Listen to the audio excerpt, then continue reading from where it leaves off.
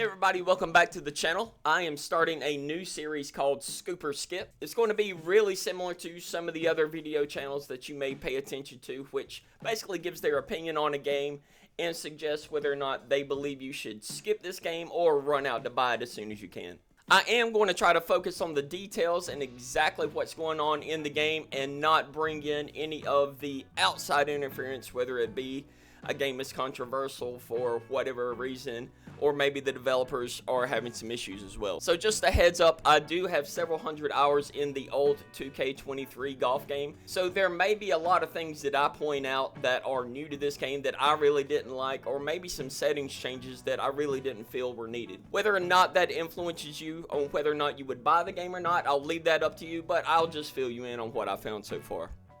So right off the top, you're going to notice that we're going to have the matchmaking, my player, and the season just like we did in the old game. But now the store is actually called PGA Tour Superstore. Here you're going to be able to buy all the normal things that you would last time, whether it be more credits, whether it be weekly gear, such as this really cool golf club that I want to buy.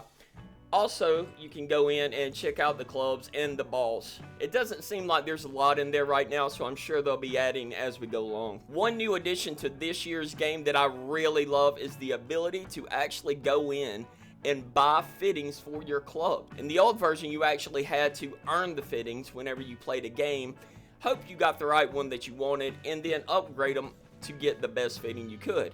Here you can actually save up the VC you get from playing games and go in and buy exactly the ones that you want. Your My Player screen is obviously back for this year, and we have a few things that I wanted to make sure I pointed out when I was going through this. First of all is going to be your player progression. In the old game, you were able to select one type, whether it be power, greenskeeper, or something like that, maybe somebody that had a little better control. You do the same thing when you create your character here, but as you level up, you'll be able to go through here and spend AP to level up certain areas in your game that were lacking from your initial setup. Next, you'll see all these different trees. This is a really great addition in my opinion. As you earn these SPs, you can go down and spend them in different areas that you may need help in. The initial ones are green, bunker, recovery, approach, and tee. The last one being chip looks like it unlocks a little bit later, and it's going to have some really cool things such as specific shots. Here you see the tie spinner, which I haven't unlocked yet. All in all, the player progression has vastly improved from the older version. The next big thing I want to point out is the ability to upgrade your actual clubs themselves on top of using the fittings. So as you upgrade each individual club or set, it's going to open up a place where you can apply fittings. Notice there's a lot more fittings than the old version. And once you get the club fully upgraded to where you see the Evo box there's a tool that you can unlock called the Evo tool. Once you use that, it upgrades all the stats for that club, basically maxing it out and making it the best it can be. Here's another really cool thing that they've added is the ability to apply different consumables to your golf balls. Now in the old version you could use these, but they would be one time and they would just disappear, and you could only use one type of ball.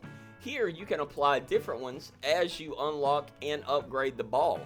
That way, once you have a ball completely upgraded, you're going to be able to apply up to 5 different settings or different consumables, and then you'll be able to use the Evo tool on the golf ball itself, making this golf ball incredibly useful.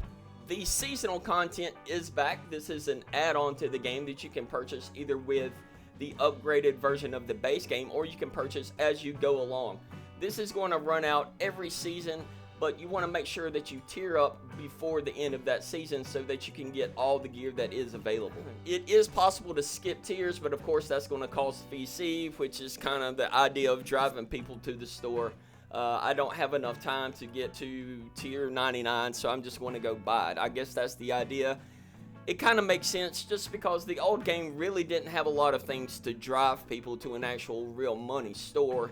And let's face it, that's the idea behind a majority of sports games out there these days. Before we get into the gameplay, I want to invite everybody to subscribe and like the video if you haven't already. I really appreciate that and would really help the small channel grow. The one thing I wanted to point out though for the multiplayer, as you can see here, is that the matchmaking rounds are restricted to the Pro Am difficulty. What that means is you are going to have putt vision unlimited.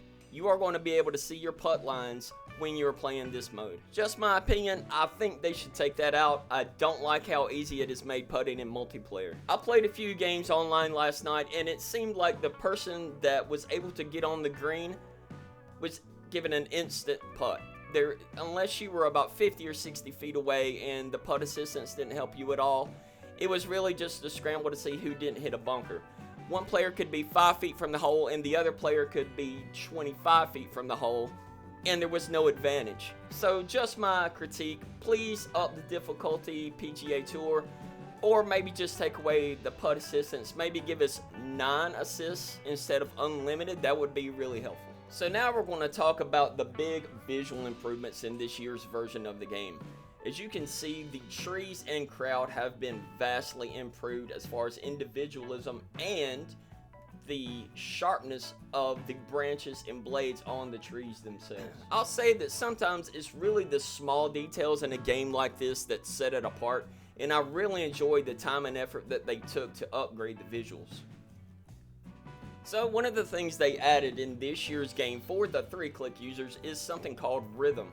This can be turned on and off in the settings, but by default it is on. And what that does is it actually adds a 4th click to your swing pattern. And as you'll see there, it actually pulled up 4 different things that you're trying to line up when you're doing this.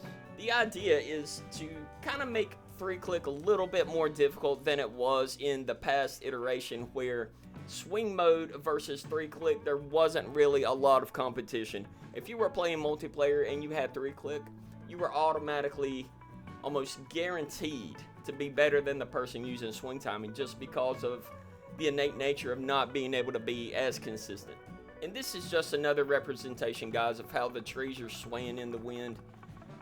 It is just a beautiful looking game altogether, and when the wind really picks up and you see the trees whipping around, it is really noticeable and just a beautiful game to look at while you're playing.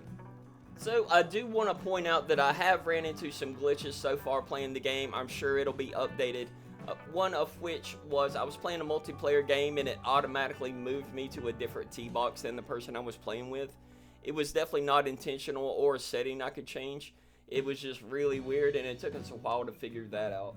Also, I've seen some network errors and other things that just, I guess because it's a new game and a new launch, they really need to iron that out. Having noticed all of the small issues and the small changes, I'm going to go ahead and say if you are a fan of golf, this is definitely worth picking up. It is a huge improvement from the 2K23 game, especially with visuals and an added piece just so you can go in and have a lot more customization with your clubs, your player, and other things that make you feel like you're more in control this year. So that is definitely a big go scoop this game if you like golf. If you don't enjoy the game of golf, I'm not sure you're going to enjoy this, but hey, you probably wouldn't be watching this video if you didn't like a golf game anyway. That's it for the video, guys. Thank you for stopping by and thank you for checking it out. I hope you have a wonderful day, and go check out PGA Tour 2K25.